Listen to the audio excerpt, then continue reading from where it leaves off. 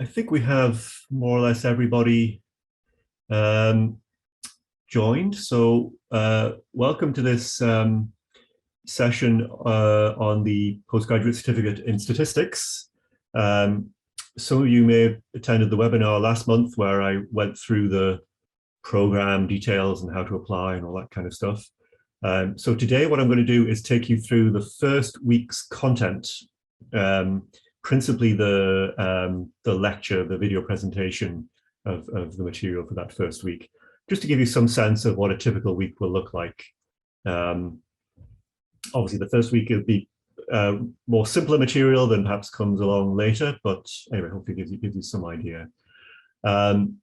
If during the presentation you'd like to ask a question, then you can either write it into the chat or raise your hand, and I'll try and keep an eye out for anybody who's raised their hand, and I could stop and you could ask your question.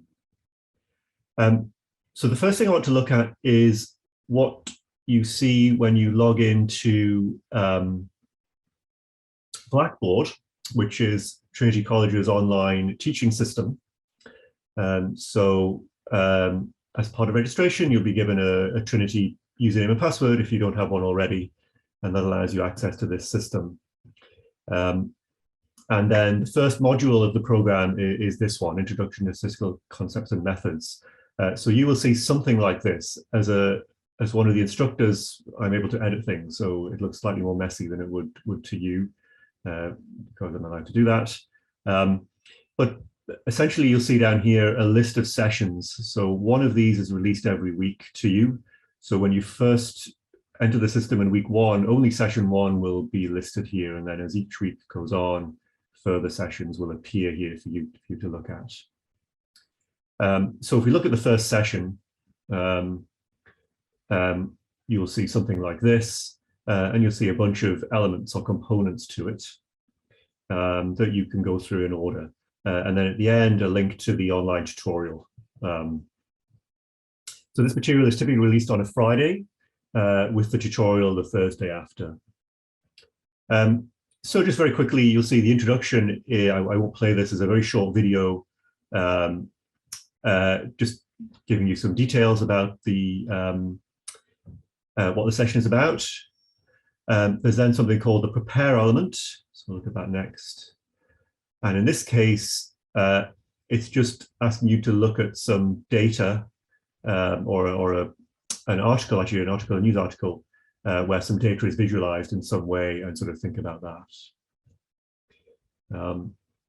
So, for example, I ask you to look at this very famous graphic, which we'll look at in a moment, on Napoleon's Russian campaign in 1812. And have a think about what data was used to construct it. Then the main element, which we'll spend most of the time on today, is the study element, and this is a video presentation. So what I'm going to do is go through the slides of that presentation with you now, and then we'll once we finish that, we'll have a look at the other elements of the session. So I'll swap over to Adobe, and we'll look at a PDF of the presentation. So first of all, you should see in front of you a graph, and this is a very famous graph of some data that describes Napoleon's Russian campaign in 1812-1813. And what you see is a physical map, in some sense, starting off on the left, heading over to Moscow on the right, and then returning back west from there. Obviously, the width of this colored zone here is some indication of the size of Napoleon's army at different points in time as he went to Moscow, was unsuccessful, and returned. And then at the bottom is a graph of temperature, the temperature that was recorded by his army as he did this. So in the session, I ask you actually to think about what you'd need to know to construct that graph, and it's actually quite a surprising amount of information that's fitted onto it. And it's, as I said, a very famous graph for just really being representing that information very intuitively. And you can see well, the disastrous effect of the campaign on the size of his army, for one thing. Okay, so in this first session, we're going to look at visualizing data, but we're also going to look at data summaries. So I'm going to go through this, the content of this session now. I have to say that these slides are the sort of the simply formatted version of the presentation. The actual presentation on Blackboard looks decidedly better designed and more fluid and so on, but this has all the information on it essentially, and allows me just to go through and present the material while talking over it. So what we're going to look at here are discussions of different sorts of data and how we might summarize them, and then essentially how we might then visualize them and try and figure out if there are any underlying principles around good and bad visualization of data. There are many examples of bad ways of visualizing data, it has to be said. Okay, so first of all, we're just going to think about different types of data that you might come across. So here are some examples. Weights of 30 babies at birth, hourly temperature records at Dublin Airport over a year, number of babies born in Ireland in the last decade, 10 most popular girls' names last year. So those are examples of different sorts of data, and they have various different properties. Slightly more complicated sorts of data that we come across might be, for example, an image of a part of the night sky that contains stars and galaxies and various other objects. Video footage of brain activity from an MRI scanner. That's an example of quite complicated data. All tweets that mention the word vaccine in 2020. So that again would be a very complicated data set, not only containing the text from the tweets, but also things about who sent them and maybe where they sent the tweet and so on and so forth. How many people read the tweet and what have you. So each of these have different properties, and that really determines how we can describe those data well, and also how we can visualize them. So really the world of data, we find it useful anyway to divide the world of data up into the following categories. So the first big split is between what we call quantitative and qualitative data. And essentially quantitative data is data that's numbers, and qualitative data is everything else. Also we'll define that a bit better in a moment. Within quantitative data, we can then find it useful to split that into two further types. One we call continuous. And these are things like heights, weights, lengths, times, and then discrete. And discrete data is usually counts of something. So how many widgets did I sell? How many people took this journey on a plane? Whatever it happens to be. So something that's a discrete count of something. It's discrete data. Then within the world of qualitative data, so that's everything that's not a number, we find it useful to divide that into, again, two subcategories. One is ordinal. And ordinal data is data where we've ordered objects. So for example, most popular girls' names this year for newborn babies, or think about election candidates ranked by number of votes in an election, a list of your favorite food in order, that kind of thing. So that there's a set of objects in the data, but they're ordered in some way from best to worst, or whatever it happens to be. And then nominal data is really just anything else again. So just lists of objects or lists of descriptions. So hair color, gender, model of car in a list of cars that a dealer will sell you.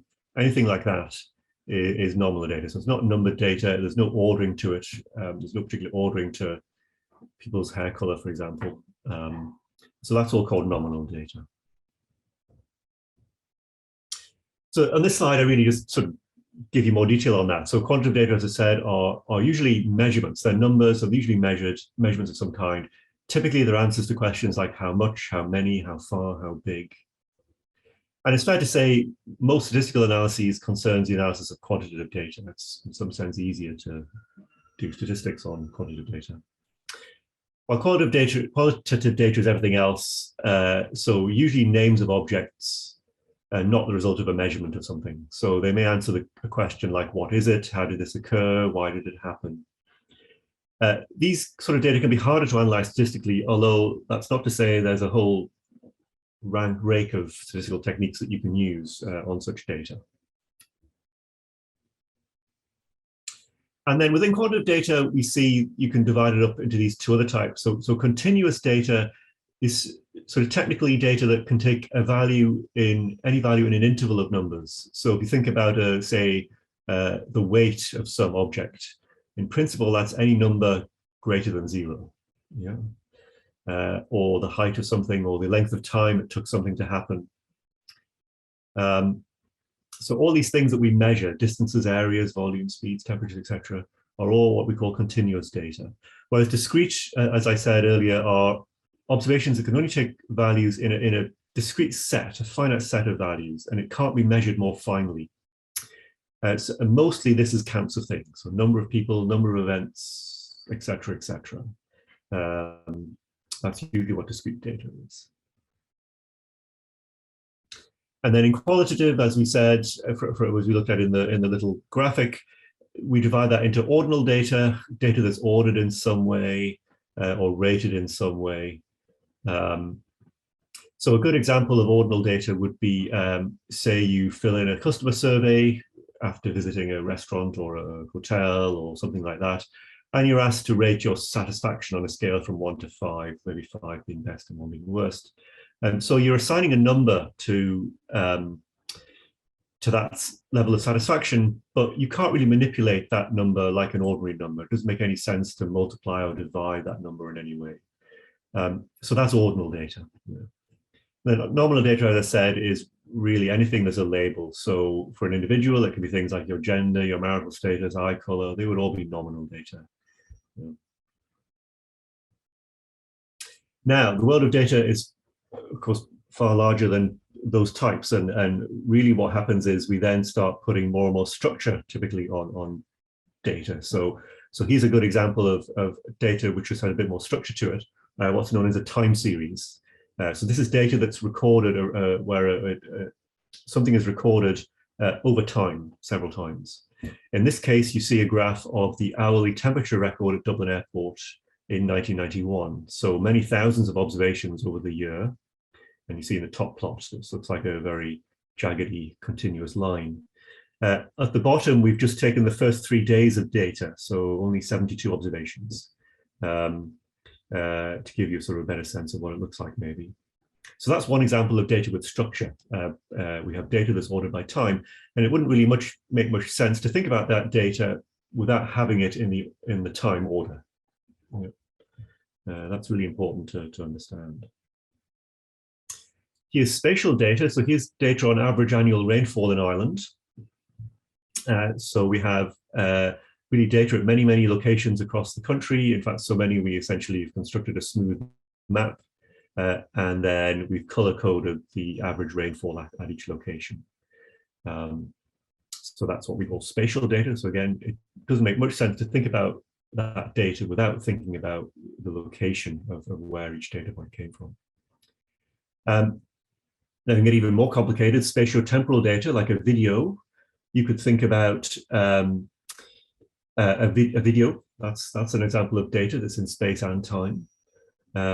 You could think about maybe a set of weather stations across Ireland and recording the hourly temperature at all those weather stations in different locations. So now you have observations of temperature indexed by both time and location and space. So that's spatial temporal data. The final thing we'll say on this is that there's a whole a class of data known as unstructured. And this is data that's sort of a mixture of text and data of other types, like the types we just mentioned. So for example, a text document that has, say, images in it and other sorts of data in it is fairly typical. And these really are very, very important now, particularly in IT applications. So if you think about a social media post, so what does Facebook know about a particular social media post? Well, it not only knows the text in the post, but it knows lots of information about the person who posted it. They know who else read it. They know how many times it was read. They know if anyone clicked through an ad from that post, what that ad was about, and so on and so forth. So just this vast amount of sort of slightly disorganized data on one object, a social media post. Clearly, analysis of such data is now an extremely lucrative business, and it's very important that as much information is extracted as possible from this sort of unstructured data, at least if you're one of these big IT companies, it is. Analysis of this data is well beyond this course, right? So that's really something that you do on a much more technical statistics or data science program. You'd get into sort of how such data is analyzed and manipulated. Okay, so I'll now say something about summary statistics. So really the first thing we try to do when we get a data set, well, there's two things we try to do when we first get a data set. One is to summarize it in useful ways. So we'll look at that first. And the other is to visualize it in some way, which we'll look at next. Summary statistics are ways that we, basically ways that we try to summarize the data, important properties of the data. Now, you may be familiar with some summary statistics. You may have come across terms like mean, median, even range, perhaps. Some of these summary statistics are only appropriate for certain data types, and others just have really no meaning for other data types. Formally, they are what we call a function of the data. So they're simply something that we derive or compute from the data that we're given. And first of all, we're going to have a look at what we typically summarize for quantitative data, so data that are numbers. So we're going to introduce our first notation. We're going to let n be the number of observations in our data set. Each observation will be a single number, and x1 to xn are the values of those observations, right? So each xi, if you like, subscript I, from I is 1 to n, is a number. And the idea is, can we produce summaries of that data set that are sort of interesting and tell us something about it? So the first set of summary statistics, and ones that we almost always try and calculate, are what are called measures of location. And these are attempts to summarize where the center of the data or the most common value of the data is. And I've listed here the three most common measures of location. So the first is the mean, also known as just the average of the data. So you see on the right the sort of technical definition of the mean. It's just the sum of all your observations divided by their number. And you see here this notation, this large symbol here, which is the Greek letter sigma. This is notation that we use to indicate a sum. So this notation here, you can read it as being the sum from 1 to n of each observation. So in other words, the sum of the n observations. And then we divide it by n, or multiply by 1 over n, if you like. And that gives you the mean or average. And that's often denoted x with a bar above it. So the usual notation means. The median is the middle observation. So what we do is we rank our observations from smallest to largest, and we take the one in the middle. Now, there's a slight issue here depending on whether we have an odd or an even number of observations. If we have an odd number of observations, there is one observation that's exactly in the middle. If we have an even number, then it kind of straddles the middle two observations. So the formula for it, if you like, is slightly different according to whether n is odd or even. And this notation here, where the subscript is in brackets, is the notation we use for the ordered observations. So if we take our data set, this doesn't necessarily have to be in any order, but if we put it in order from smallest to largest, x with 1 in parentheses is the smallest, x with 2 in parentheses is the second smallest, and so on, and x with the n in parentheses is the largest. So this n plus 1 over 2th observation in the ordered list is the one in the middle. And if they're an even number, we just take the average of the middle two, which is this. And then finally, the mode is the most frequent observation. So you just look at your data, which value appeared the most in the data, and that's your mode. So that's very easy to calculate.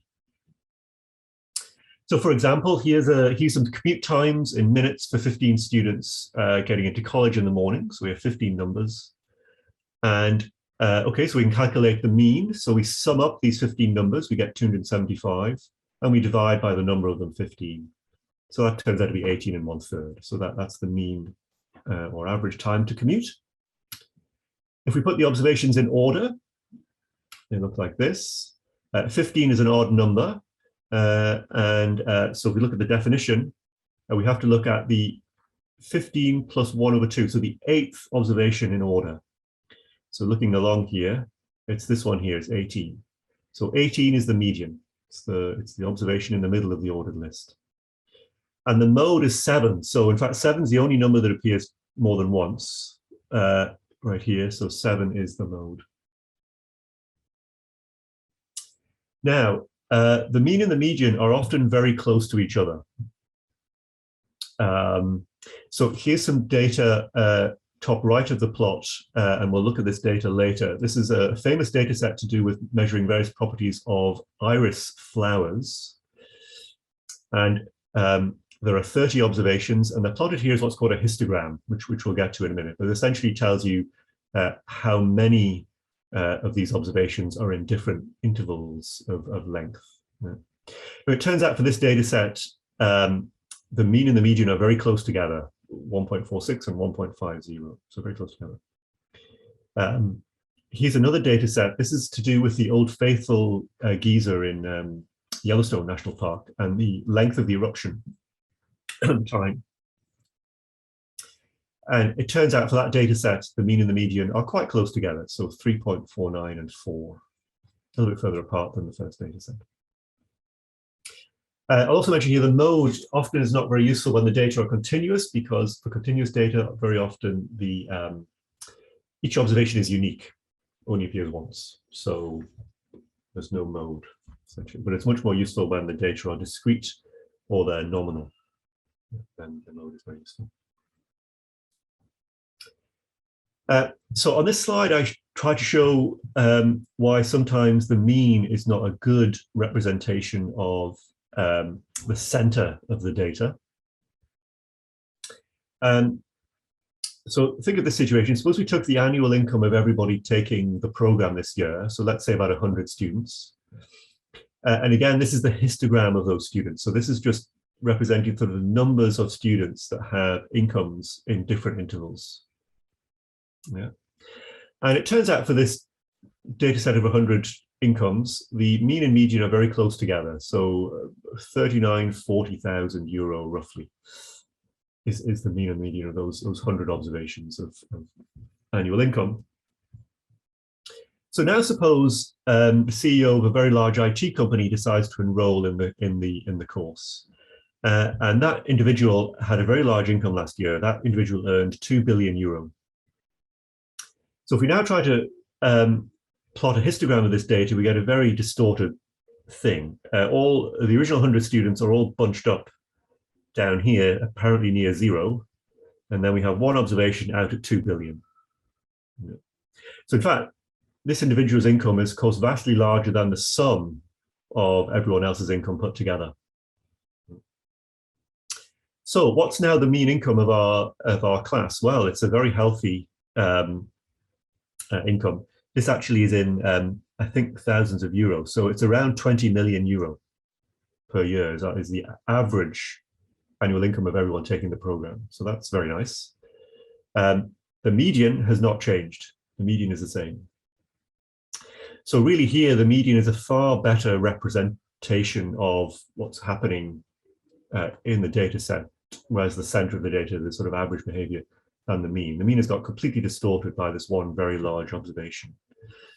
So generally what we say is the mean is robust to what we call an outlier observation. So an outlier observation is just one that's vastly larger or smaller than the rest of the data set, which is what's happened here. And the median is what we call robust to outliers. So it doesn't really change that much, or it needs a lot of outliers before it starts to change. Whereas the mean is absolutely very sensitive to the presence of these outlier observations. So where you think you have outliers, the median is the way to go. So that's the case, for example, in things like house prices. People always report the median house price because the markets can be very distorted by this. The mean can be distorted by the sale of one or two very expensive houses and doesn't really represent what's happening on the average. Okay, the other measure of summary that we look at is usually what we call measures of dispersion. And this is some idea about how much variability there is in the data. So the mean, median, mode are trying to tell you, well, where's the center of the data, what's happening sort of on the average. these measures are telling you how much spread there is about that average behavior. And there are various ones that we use. The most common we use is something called the variance. And the definition of this is slightly technical, so but it does capture this idea of variation very nicely. What you do is, well, here's the formula for it, but I'll go through what the formula says. What you do is you take each observation and you subtract off the mean. Yeah, so this is some number, might be negative, might be positive, depending on whether xi is bigger or smaller than the mean. And then you square it. And this squaring just makes sure this number here is always positive now. When you square a negative number, you get a positive number. And then you take the average of them. Well, not quite. You divide by n-1 for rather technical reasons we won't get into instead of n.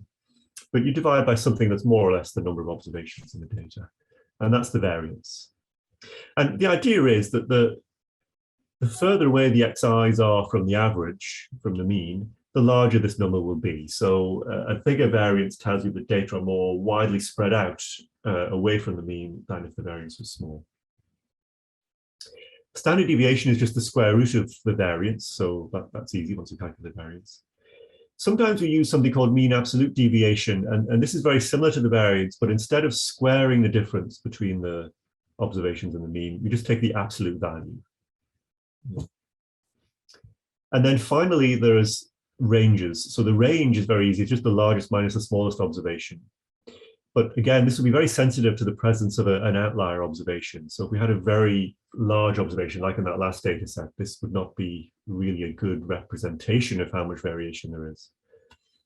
The interquartile range is essentially the width of the middle half of the observations, and we'll see in a second how we can calculate that. And that, like the median, is much more robust.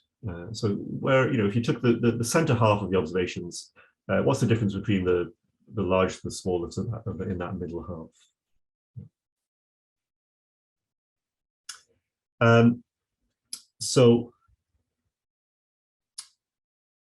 Getting into this interquartile range in a little more detail, if we place the observations from smallest to largest, then what we're looking at is the observation that's a quarter of the way along that list, that's called the lower quartile, and the observation that's 3/4 of the way along that list, that's called as the upper quartile. And then it's the difference between those two numbers. Now, there's actually some ambiguity into how to calculate these, but in this program anyway, we go for the following. The observation quarter of the way along the list will be at position a quarter times n+1, where n is the number of observations. If that's an integer, that might not be an integer. It relies on n+1 being divisible by 4, of course. And then the upper quartile is in the position 3/4 times n+1 position in that ordered list from smallest to largest. Again, if that is integer, it might not be an integer. If it's not an integer, there's a slightly more technical definition, and I'm going to kind of skip it for the purposes of this presentation. But what it basically does is, again, looks at the nearest two observations to where that are sort of a quarter of the way along the list, just above it and below it, and takes some average of them. And that will be your upper and lower quartile. And then the interquartile range is just the difference between them. So for example, for our 15 travel times, in our little example we used at this, earlier on, we have a mean of 18 1/3. So if we take the difference between each observation and subtract off the mean, we get these numbers. Okay, so some are negative, some are positive. And then we have to go along with these numbers. We have to square each of them, sum them all up, and divide by 14, 1 minus the number of observations. And if you do that arithmetic, you get this number, 263 point something. Take the square root of it, you get 16.22. That's the standard deviation. If you take the absolute value of each of these numbers, so that's just ignoring the minus sign if there is one, sum them up and divide by n, so looking at the average of those absolute values, that's the mean absolute deviation, and that turns out to be 10.76. So these are all just some sort of measure of how dispersed the observations are. And then finally, the range, well, the range would just be 66 minus 1, 65, the largest minus smallest. Interquartile range, right, what's that? Well, the lower quartile, what's that? So n is 15, so quarter of n+1 is 4. So look at the value in location 4 along the ordered list, so that's 7. 3/4 times n+1 is 12 in this case, it's an integer, that's really nice. So look at the observation that's in location 12 along the ordered list, that's 23. and take the difference of them, 16. That's the interquartile range. So there we go. Okay, for qualitative data, not a lot of these summary statistics make any sense for qualitative data. Mode is the only one that really works, since the rest rely on them being numbers to be able to calculate a formula. For ordinal data, what you can do is calculate something called the mean rank. So if you looked at data that was ranked in some way from best to worst, you could assign the values in that ordering numbers like 5, 4, 3, 2, 1 and so on, and you could look at the average of those. But it's quite difficult value to interpret. That gets done quite a lot in surveys and so on, but it's a little bit tricky to interpret. So for example, here's a data set which is just a hair color of 15 adults. And really the only thing you can do with that list is say, well, the most common is brown. That's the mode. Put the data into a frequency table, as we call it, just the number of observations of each type, and look at the mode. Here's more complicated data. So here are 10 customers, and they drove 3 cars, a car A, B, and C, and were asked for satisfaction rating on each car from 1 to 5, with 5 being the highest satisfaction. So you can see customer 1 ranked car A with a satisfaction of 4, car B and C with a satisfaction of 3 each, and so on. Now you can, if you want, for each car, look at the average satisfaction rating, of course, and you can also look at the mode. And you get these values here. So that kind of tells you that, well, it looks like car A had the best satisfaction rating on average. For car A, actually, the rating 3 and rating 4 were both the most common. They had 4 values, 4 customers each. So the mode is not unique. It's 3 and 4, or 3 or 4. For car B and car C, there was a unique mode. So it tells you something about that. So that's an example where you have ordinal data where it does make some sense to look at the average. Okay, so skipping right on to the next part of the session, which is all about visualizing data. So really with visualizing data, again, it's one of these things we do right at the beginning when we first get a data set. It just, again, it often gives you some good summary information, gives you a feel for the data, gives you some intuition about what it looks like, which can really help you later on when you're trying to maybe do something more formal, a more formal statistical analysis. And again, we split this up in the session on different ways to visualize the different data types. So first, for continuous data, we typically use histogram, dot plot, box plot, and something called a Violin Plot. And these are also, apart from the dot plot, used for discrete data. So really any kind of quantitative data, these histograms, box plots, and Violin Plots can be quite useful. So the histogram is the first, and this really is one that we almost always will plot for a set of quantitative data. And how it works is following. It's basically trying to look at how many observations are in different intervals, or bins, as we call them. So what we do is we take the data set and we divide the range of the data into bins. These can be of equal width sometimes, or they don't necessarily have to be. Where they are of equal width, we count the number of observations in each bin, and we plot a bar whose height is that number of observations. Sometimes we divide that bin height by the total number of observations, and this has the effect of making the total area of all these bars that we're drawing to be 1, which sometimes is useful, particularly when we're comparing different histograms. And in which case we refer to the height of the bin not as the frequency, because it's not really a frequency anymore, but the frequency density. Where the bins are of unequal width, it gets a little more complicated. We represent the number of observations in each bin by the area of the bar. So the height of the bin will be the number of observations in the bin divided by the bin width. And in that way, the area of a particular bin would be the number of observations. And again, we might further divide the bin height by the number of observations so that the total area of all these bins is 1. So the histogram is far easier to explain when you see it plotted rather than described in words. And here you see what it looks like for three different ways of plotting it. So this is data, 50 observations, continuous observations that are actually the length of the sepal, part of the flower, a part of a particular type of iris flower, in this case, the species Setosa. So the way to think about this is just 50 numbers. They're between roughly 4 and 6, or 3.5 and 6.5, something like that in value. And in this first histogram, we've divided up that range into 8 bins of equal width. And we've counted the number of those 50 observations in each of those bins. So the first one is something like 3.5 to 4. The next one is 4 to 4.5, and so on. So 4 observations in that first bin, 5 in the next, 7 in the next, and so on. So the bin height is the number of observations, and you get something like this. So it gives you a good sense of sort of where those observations are distributed. If we divide these bin heights by 50, we get something like this. The point is that now the area of these bins is 1. The area of all these bars is 1. Yeah, but it looks the same, but just the scale on the vertical axis is different. Actually, it's not quite divided by 50. It's divided by the interval width multiplied by the number of observations, which is 10 in this case. Each interval width is a half. And that gives you the histogram that has area 1.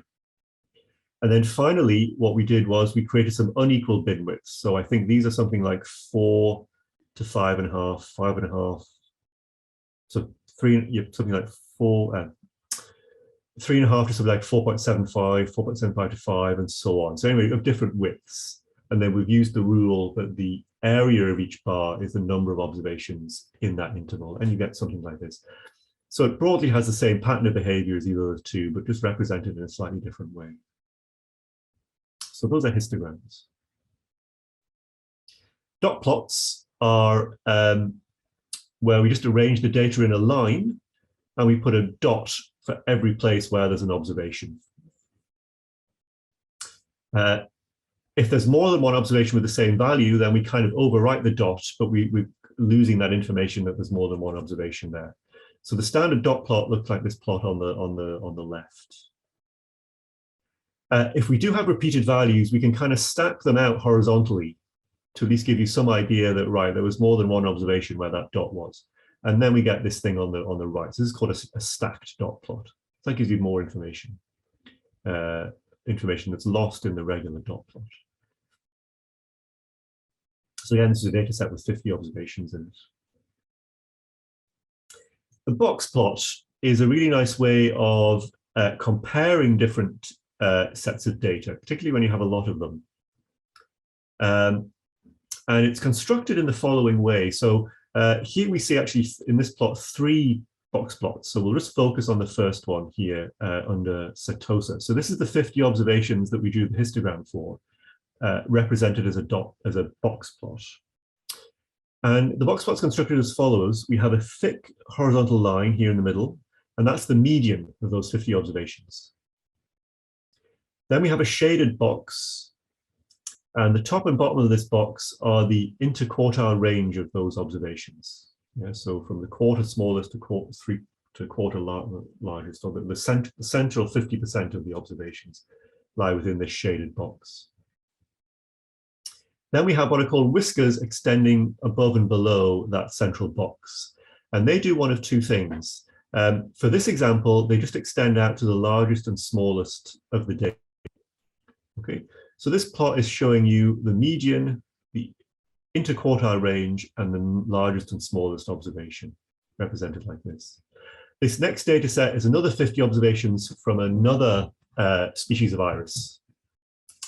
So immediately, in comparing it to the first one, you can see that on average, the iris size, the sepal length is larger on average, maybe more variation to it and so on. The final one is a further species, and you'll see here at the bottom there's a dot, and that's the other way in which the whiskers can be constructed, and we'll look a little bit more detail on that now. So essentially, what happens is if you recognize that there are outlier observations, so observations that are much larger or much smaller than the rest of the data set, they get represented in the box plot. So again, there are various ways that people approach this definition of what's an outlier, but the one we use in this program is the following. We look at the interquartile range, so that's a number we know, and we see if there are any observations that are 1.5 times that range above the upper quartile, or 1.5 times above, or 1.5 times below the interquartile range, below the lower quartile. And if there are, those are going to be represented as dots, very that location. And the whiskers will simply extend to the largest or smallest observation that's within that range of 1.5 interquartile ranges from the upper or lower quartile. So this is an observation here that was below that threshold. And so this whisker here is only extending out to the next largest observation. So I describe in the session, sort of the math behind, the arithmetic behind how that happened, but I'll, in the interest of time, I'll skip that here. The Violin plot is another plot that is very good at comparing different data sets. And you can think about it as sort of a smoothed out curve version of the stacked dot plot. So essentially the width of each Violin plot is representing somehow the number of observations there are at around that value. And then it's kind of smoothed out into a curve. And often this curve takes the very rough shape of a violin, hence the name. So that's the Violin plot.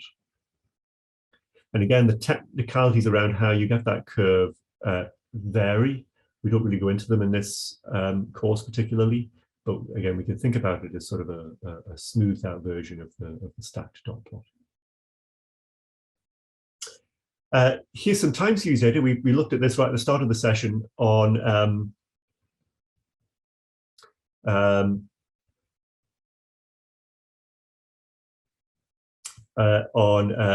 hourly temperature at Dublin Airport. So, of course, the way we usually plot such time series data is on the horizontal axis we have time, on the vertical axis we have the observation. So we can see that here on the left. Sometimes we'll join the observations up by a line, and we get the plot on the right. Sorry, so I just caught someone was asking about covering the use of R and Python as part of the course. So yeah, so I'll say a little bit about that later, but basically the program uses R. And in fact, in the first semester, there's an entire module devoted to getting R set up on your laptop if it's not already, and then how to do it. So in fact, all the plots, for example, in this session, are all created using R, and I give you the code that is used to do that. And you'll learn about, right, well, how do I plot this data in R? So that's an important part of the program. Okay, so we've seen some of these plots are good for comparing two or more data sets, particularly the box plot and the Violin plot. Where we have pairs of observations, this is a very common situation, like heights and weights of individuals, for example, would be a good example. We can be really interested in the relationship between those two values. And here you see an example of that. So there's a very famous data set to do with the old faithful geyser in Yellowstone, where what's recorded is the time since the last eruption and the eruption length. So if you take those pairs of observations and just plot them on what's called a dot plot or a scatter plot. So each dot here represents one observation, the value since the last eruption on the horizontal scale, and the eruption length on the vertical scale. And if you do that for all 272 observations, you get this, and you really begin to see, there's some relationship between these two values. First of all, the longer you wait since the last eruption, in general, the longer is the eruption itself. And you also seem to see this behavior where there's sort of two distinct groups of observations. A group down here, which are shorter eruptions, are shorter in length and the shorter time between them, and a group up here where both of those quantities are longer and very little in between them. So this plot is really nice for sort of detecting relationships like that between pairs of observations. Where you have three or more observations together, you can plot that as a matrix of scatter plots. So here are data on properties of 150 specimens of iris. And for each specimen of iris, 4 quantities were measured: the sepal length and width and the petal length and width. Each of these scatter plots is a scatter plot of 2 of those quantities. So for example, if I take this one here, top row, third along from the left, that is a scatter plot of the sepal length on the vertical axis and the petal length on the horizontal axis. Yeah. So this is very nice to sort of, again, identifying which pair of quantities you observed have strong relationships and which don't. Actually, all the plots on the lower left are just mirror images of ones on the top right. So sometimes this matrix is plotted without the ones on the lower left. They're kind of redundant, if you like. So sometimes you see that plotted like that. And then, in fact, these 150 observations were divided up into 3 species, 50 observations each. So we can either color code the observations now according to species, red, blue, and green in this case. And again, that's further information. You can see really actually these different species of iris have quite distinct values in a lot of cases of these 4 properties. So it's quite nice.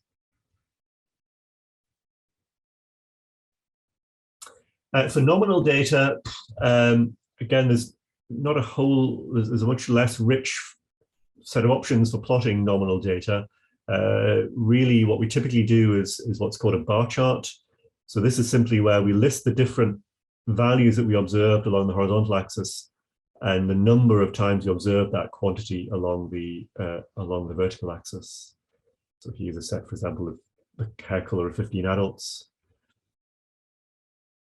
There's also the pie chart, which takes a circle and divides it up into sectors, or pie slices, if you like, whose area is proportional to the frequency. So again, for our 15 hair colors, you might get something like this. And then you can label each of the pie slices, of course, with what they represent, and even something like the percentage of observations that value has in the data.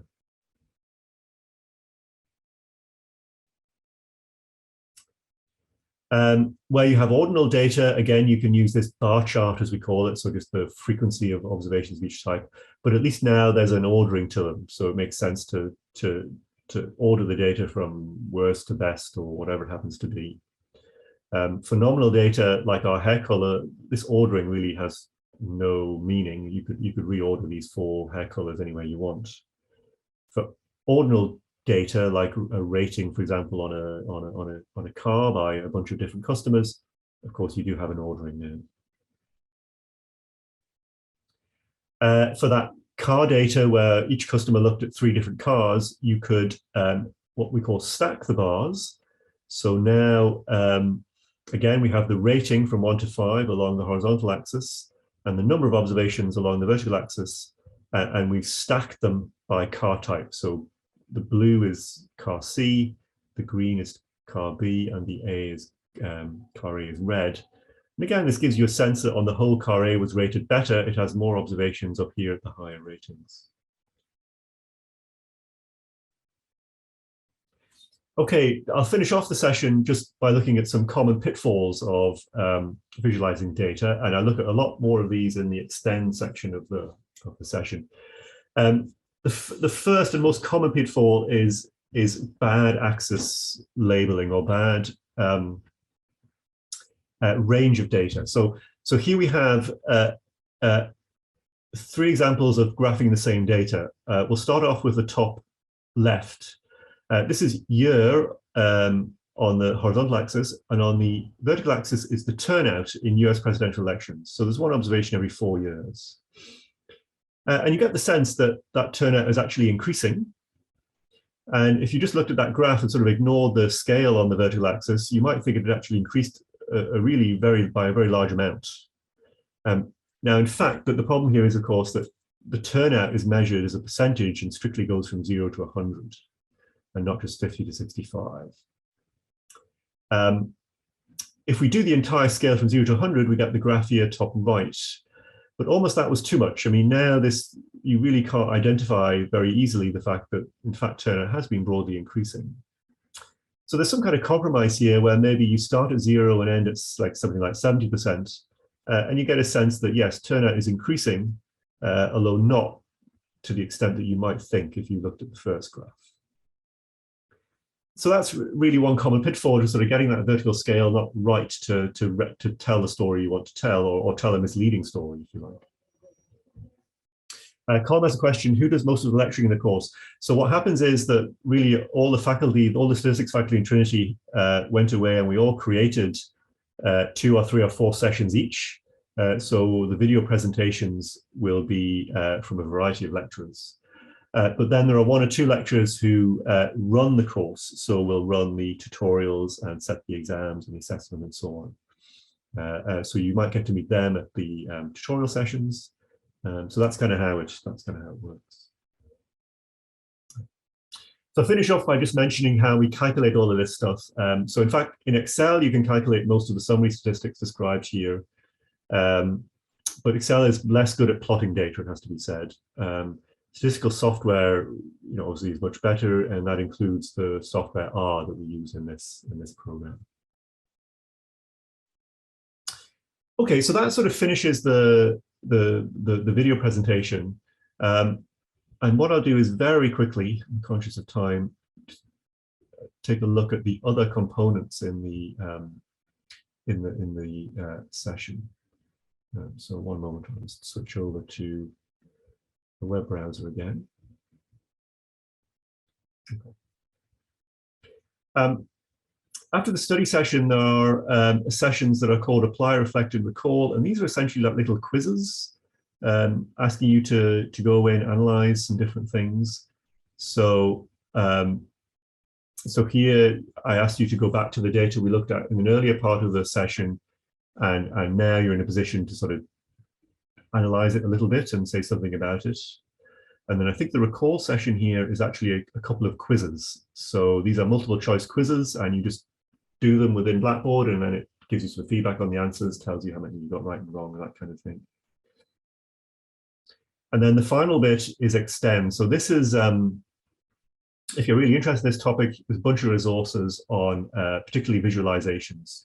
So I give you some examples of resources where data is visualized very well, and some examples where data is visualized really pretty badly. So you can have a look at those and get a feel for how that does, how that looks. Okay, I have one more question from Joseph. Will you use Python at all, or is it purely R? So for this program, it's purely R. Given that it's only a cert, there's only so much time really to get into sort of the software. So we use R because it is at a slightly higher level. We will be introducing what's called a postgraduate diploma in statistics and data science from next year. And in this, that'll be a 2-year part-time program. And within that, you will get into Python.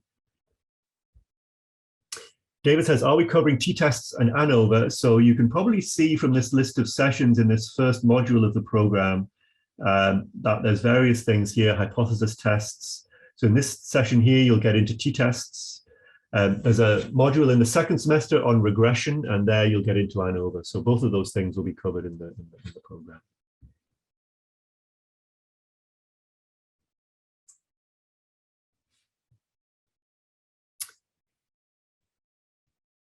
Where can I find the slides? So the slides will be, so the slides are available, of course, once you register for the program. You can, as well as watching the video presentation of the slides, you can download them along with a transcript of the video presentation, and you can also download an audio version of them to listen to as you walk to work or something. And then this session will also be put up on the Trinity College web YouTube page, so you'll be able to look at the slides there through YouTube, I guess. If I complete the cert, will it count towards a diploma? Yes. So the idea is that if you take the cert next year, for example, then that will be enough to allow you to enter year 2 of the diploma, although year 2 of the diploma will only come in from 2024. If you think about the diploma will become available in 2023, but everyone will do the first year of that, which will essentially be the cert. And then from 2024, you would be eligible to just go straight in and access that year 2 of the diploma, but you'd have to wait a year. That's the idea.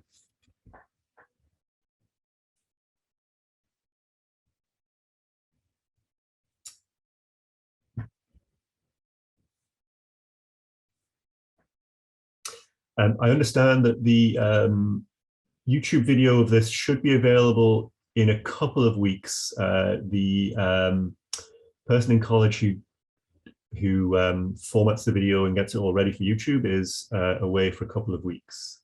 But we'll do that when he returns.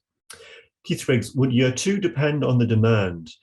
So that's a very good question. So I think the plan will be to certainly run it in 2024 almost regardless, and see how demand builds up.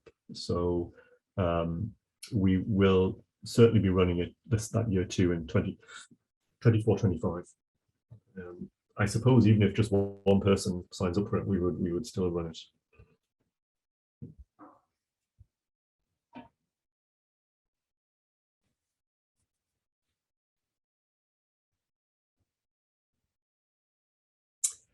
So David asks, when can we log into my TCD? So unfortunately, of course, Trinity wants to see the color of your money before that happens. So that will happen once you register and pay the fee. And once that's done, they will issue you with a Trinity username and password. If you are already a Trinity student, so a lot of students who take the cert are actually PhD students in the college, and there may be some on this on this webinar. And of course, they already have a Trinity ID and password. And what will happen is that these modules will appear on Blackboard for them at that point. Is this course suitable for postgraduate health sciences? We certainly have students in health sciences who do this program, so I would say yes. I mean, and again, so if you have very little prior knowledge of statistics, I would certainly think it's a good program to get you up to a certain level if you're in that field. Will the diploma be free for Trinity students? Right. So this is to be decided. My sense is, but it's certainly no commitment, is that it would be, given that the cert is free for Trinity students, but I think that's not confirmed yet. Yeah, I mean, it's still going to be obviously still sort of a couple of years until that year 2 of the program is up and running. But I mean, the way it would work is you would enter the program doing the certificate in year 1, which would be free to current Trinity students, and then at some point in that year, you can make a choice to exit at year 1 with the cert or continue on to year 2. And it's at that point you would know. Has the price been confirmed yet? So, so the price last year for this cert was €3,000 if you were an EU student and 7,000 if you were a non-EU student.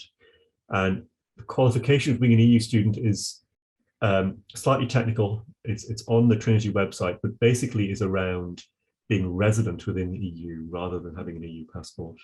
I don't expect that price to change very much, if anything, actually. What is the duration of the cert? So it's a 1-year part-time program. So it begins in September of this year, for example, and would finish in April of next year when the final assessment or project is submitted.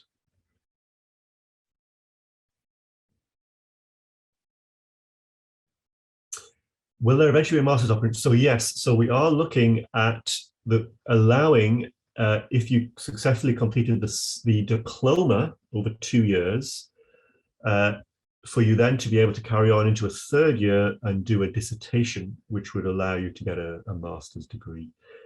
So I think the current feeling is we're going to ask for that to be approved by the college for something that we can do. It's then really a case of bandwidth, how much resources we have in the college to supervise such dissertations. But that will be planned. So that will be, I guess, 25, 26 would be the first time that that would be possible. When is the deadline for sign up? So July 31st is the deadline for applications. And as it's an online program, we don't particularly have a quota for the number of students. So really, if you get your application completed by July 31st, I imagine, and you satisfy all the entry requirements, that shouldn't be a problem. Would that be a master's? Right, so the diploma will be in statistics and data science. In Trinity, master's degrees often don't have a title associated with them. It's just a master's degree. So, but it would be a master's in statistics and data science. It just that might not appear on your certificate, yeah, but obviously it would appear in the transcript of what you've done and so on. So that's a slightly Trinity thing. But yeah, I mean, for all practical purposes, it's a master's in statistics and data science. But that would, you know, obviously it's done part-time. It would take you 3 years to build that up.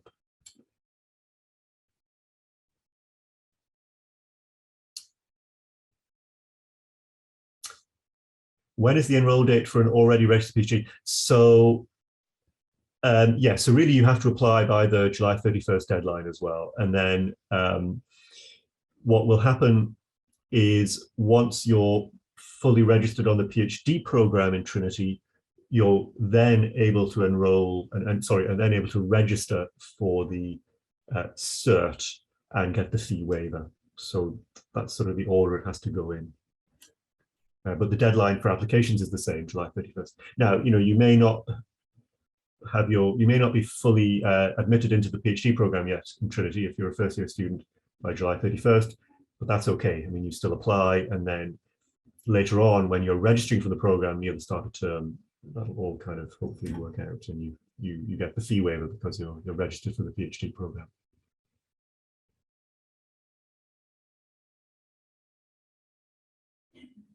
What to expect after registration fee paid? Right, so after that's paid, then the college sends you a Trinity ID and password, and that allows you access to Blackboard, the system we've been looking at. It also allows you to access Trinity's sort of student information system that has information, your own information, you know, about what courses you're enrolled in and so on and so forth. And that's the system that displays your grades for modules and so on and so forth. So that should all in principle happen before the start of term and before the release of the first session onto Blackboard.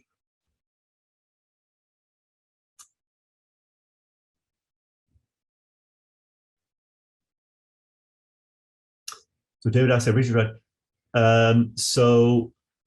so this, David, maybe you can write to me separately by email. So if you're, at the minute, only students registered to the program this year will have access to the modules on Blackboard. I'm not, that may not be what you mean, but you can maybe email me separately and I can answer your question.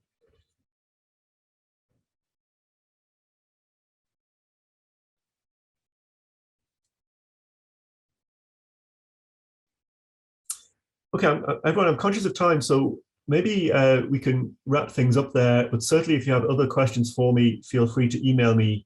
The best thing to do is email me to my Trinity email address. It's come up there in the chat. And I'll do my best to answer any other questions that you have. And it just remains to say thank you for attending this session, and hopefully you find it useful, and I hope to see you in September on the program. So thank you very much.